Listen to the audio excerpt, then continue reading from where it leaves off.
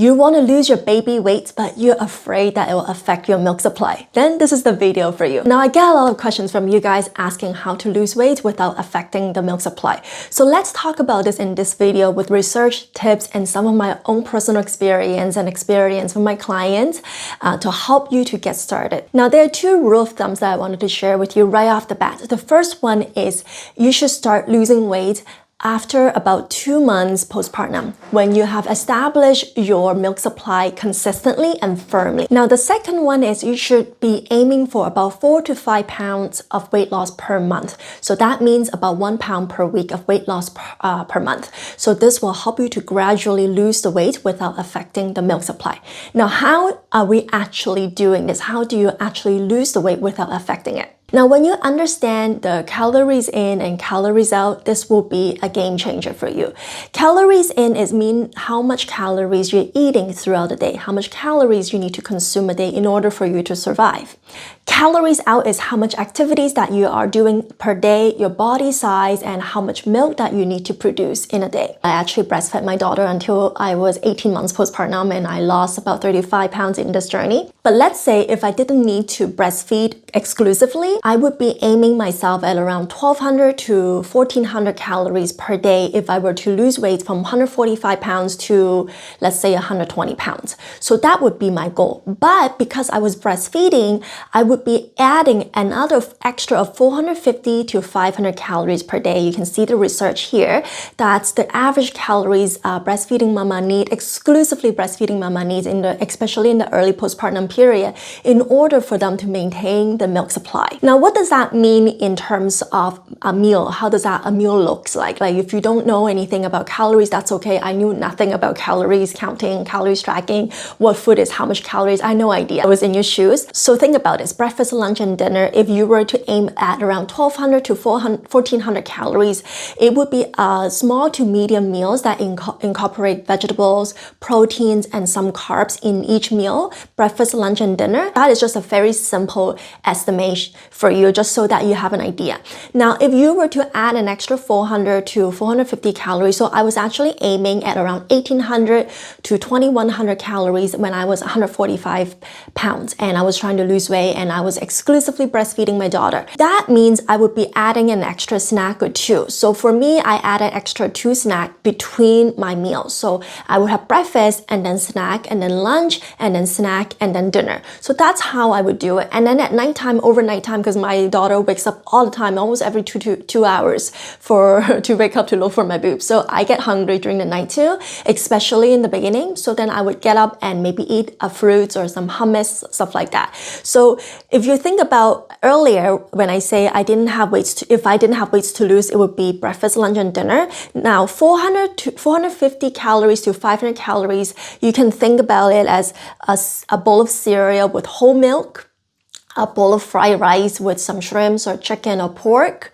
a packet of instant noodle, that's about 500 calories, or a peanut butter sandwich with some nuts. So that's about 500 calories. If you split them into two, like I said, when I did mine, I had 2 snacks. If you split them into 2, that's how much really the extra calories you need in order for you to provide enough milk for your baby. Now, in addition to this, when you're producing milk and you're feeding the baby, you're losing a lot of liquid in you. So make sure you're drinking enough water. So you lose actually about 25 ounces or 0.75 liters of water contents in you in order for you to produce milk. So you need to add at least that extra amount of water in you. Generally, I would tell my clients to aim at least 2.5 liters of water per day.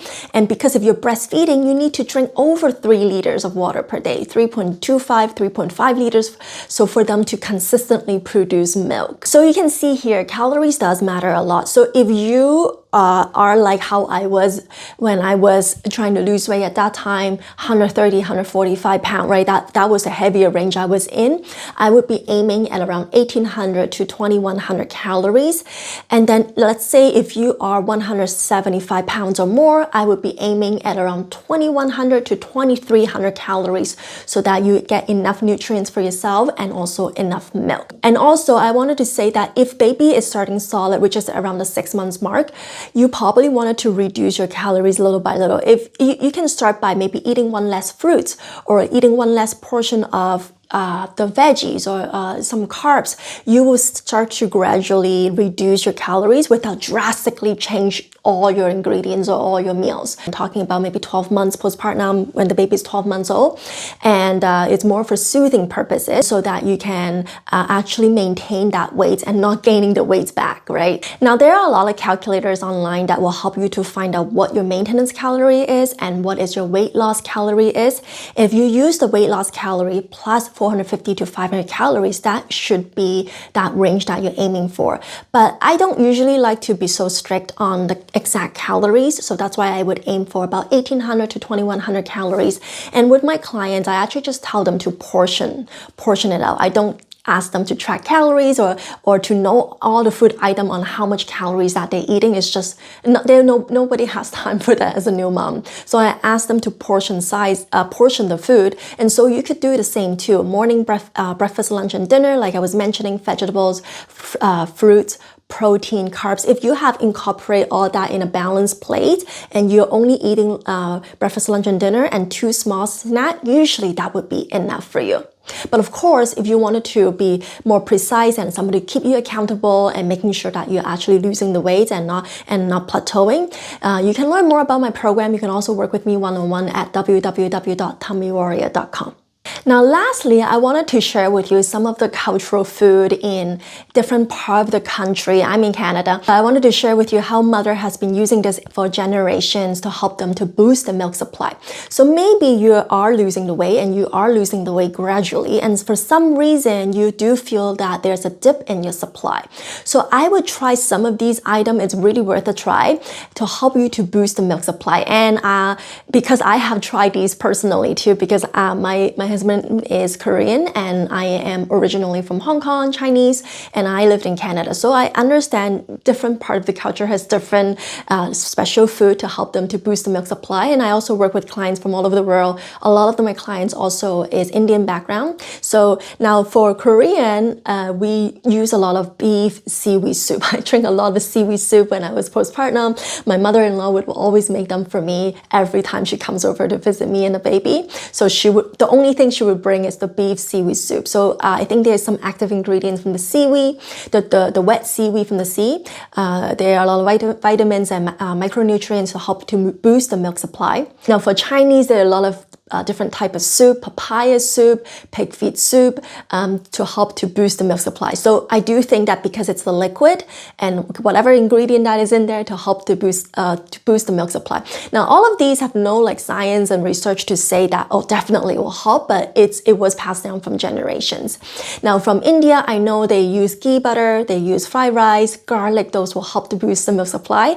And in North America here, they use moringa, fennel, and also fenugreek to help to boost the milk supply. It's more like a herbal supplement that it's like a tea bag and they drink it. So I think that this is worth a try. And I think that mainly because all of these stuff has one thing in common. That's the broth. That's the liquid. And I feel that a lot of the moms, because they're so busy with the baby, they forget about taking care of themselves in terms of drinking enough liquid so that you're not replenish yourself enough in order for you to produce the milk. So yeah, I hope this video is helpful and you're not so scared about losing the weight and then affecting your milk supply. The 2 key components here is really your calories, having enough calories but not too much that you're gonna gain the weight. And also second thing is drinking enough liquid, bone broth and tea, and most importantly water. Yeah, thank you so much for tuning in. If you are finding this video helpful, please subscribe to my channel. I have a lot more about postpartum, motherhood, and diastasis recti related topic on my channel. Check it out and I'll see you next time. Bye-bye.